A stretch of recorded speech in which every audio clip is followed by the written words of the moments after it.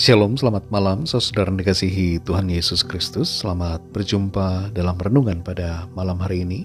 Kembali saat ini kita bersyukur kepada Tuhan untuk kemurahan-Nya, untuk kasih-Nya, untuk pertolongan-Nya dari hari ke hari. Tuhan sudah menolong kita sepanjang hari ini. Kita dimampukan dengan kekuatan kuasa-Nya. Sebelum kita mendengarkan renungan firman Tuhan, mari kita berdoa.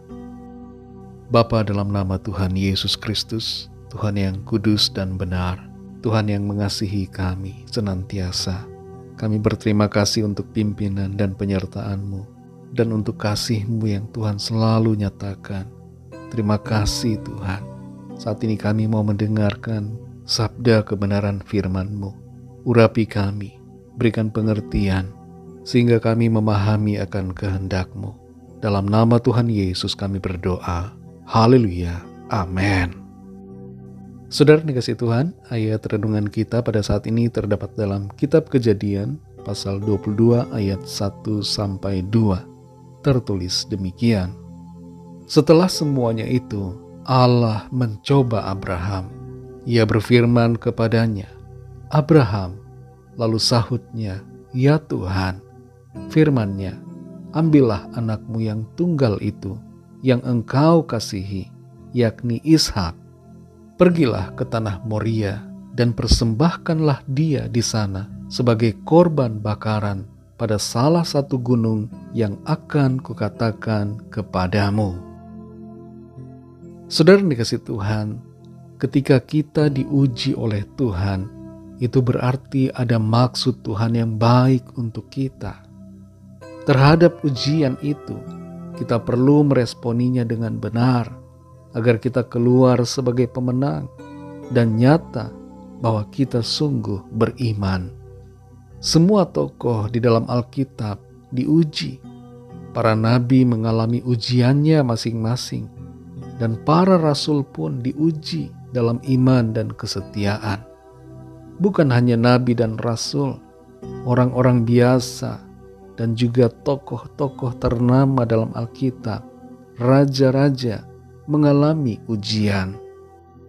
Abraham setelah begitu lama menantikan janji keturunan yang akan diberikan oleh Tuhan, pada akhirnya mendapatkan seorang anak dari istrinya Sarah. Janji Tuhan digenapi. Anak satu-satunya dan kesayangannya ini sangat ia jaga dan perhatikan. Tapi muncul satu peristiwa di mana Tuhan menguji iman Abraham, dan ujian ini sangat berat. Kata mencoba di ayat 1 ini dalam bahasa Ibraninya disebut dengan nisa, yang berarti menguji. Ketika mendengar perintah Tuhan itu, Abraham bisa saja menjadi bingung. Mengapa Tuhan berjanji memberikan anak, lalu sekarang mau mengambilnya? Tapi dalam hal ini saudara, terhadap perintah Tuhan yang demikian, Abraham taat. Abraham tidak ragu untuk melakukannya. Ia percaya dan tunduk pada apa yang Tuhan katakan. Perintah Tuhan untuk mempersembahkan anak di sini berlawanan dengan larangan Tuhan untuk mengorbankan anak sebagai korban bakaran. Lalu mengapa ada ujian yang seperti ini bagi Abraham? Tidak lain bahwa ini benar-benar hanya untuk membuktikan sejauh mana iman dan kasih Abraham kepada Tuhan. Kita tidak boleh sama sekali dengan sengaja melakukan pengorbanan anak sulung demi menunjukkan iman kita pada Tuhan, atau mengorbankan anak sendiri dengan tujuan untuk mendapatkan materi. Saudara dikasihi Tuhan, ada 3 hal yang menjadi rema dari pasal 22 ini buat kita semua. Yang pertama adalah kita perlu selalu percaya kepada Tuhan dalam setiap keadaan yang menguji iman kita. Berjalanlah menurut firman-Nya, meskipun kita tidak tahu dengan detail apa yang Tuhan rencanakan bagi kita. Dan dalam setiap keadaan yang menguji iman kita itu, kita hendaknya percaya bahwa Tuhan memiliki tujuan yang baik untuk apapun yang Dia kerjakan dan untuk apapun yang Dia izinkan terjadi dalam hidup kita. Roma 8 ayat 28 meyakinkan kita bahwa Tuhan turut bekerja dalam segala sesuatu untuk kebaikan kita yang mengasihinya. Ujian-ujian yang kita hadapi memiliki tujuan ilahi. Semuanya telah direncanakan dengan sedemikian rupa dan dimasukkan dalam jalinan hidup kita bagi kemuliaannya. Karena itu saudara, dengan rendah hati, hendaknya kita tunduk dan taat dalam ujian apapun yang Tuhan berikan kepada kita. Yang kedua, saudara, iman kita haruslah iman yang menjadikan Tuhan sepenuhnya sebagai Tuhan atas hidup kita. Tuhan harus dijadikan pribadi di atas segala-galanya yang kita utamakan dan taati. Jika Tuhan meminta kita untuk menyerahkan sesuatu yang sangat berharga bagi kita demi Dia, maukah kita tunduk dan taat kepadanya? Dalam konteks kita sekarang ini, apa yang Tuhan inginkan adalah hidup kita. Tuhan mau kita mempersembahkan hidup kita ini sebagai persembahan yang hidup, yang kudus dan yang berkenan kepada Tuhan. Jangan lagi kita hidup menurut keinginan kita sendiri, tapi mari kita hidup menurut keinginan Tuhan.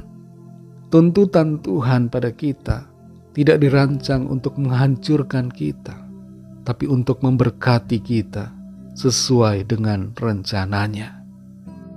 Yang ketiga, saudara, iman kepada Tuhan perlu dibuktikan. Adalah sebuah omong kosong bila kita berkata bahwa kita beriman, tapi perbuatan kita tidak selaras dengan iman. Adalah sebuah kebohongan bila kita mengatakan bahwa kita mengasihi Tuhan, tapi tindakan kita menunjukkan hal yang sebaliknya. Dan adalah hal yang absurd bila kita mengatakan kita beriman, tapi kita tidak mau berkorban. Tuhan mau bukti dari iman kita kepadanya lewat cara hidup dan sikap perbuatan kita yang seturut dengan kehendak-Nya.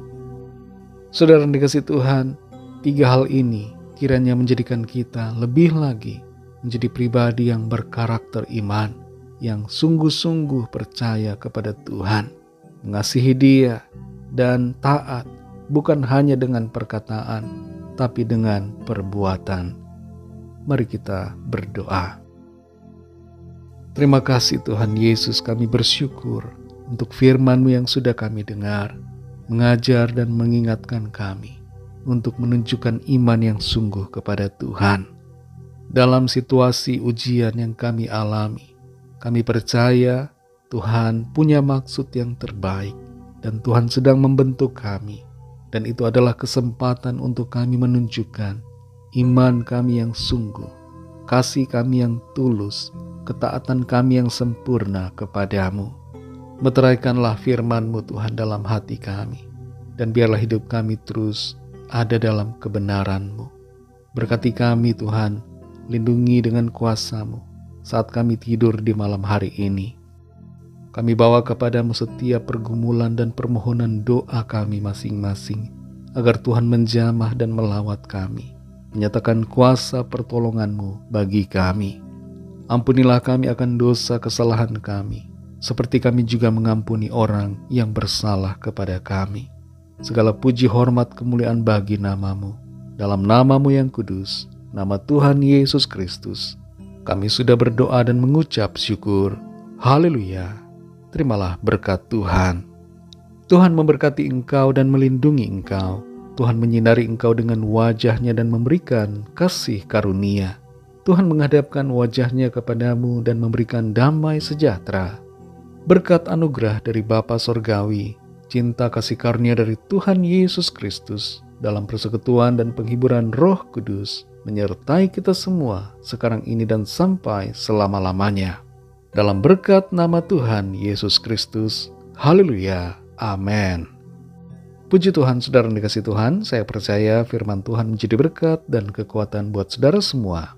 Dan Roh Kudus akan menolong saudara untuk lebih lagi memahami kebenaran firman Tuhan. Tuhan Yesus memberkati saudara semua. Sampai jumpa dalam renungan yang berikutnya. Haleluya!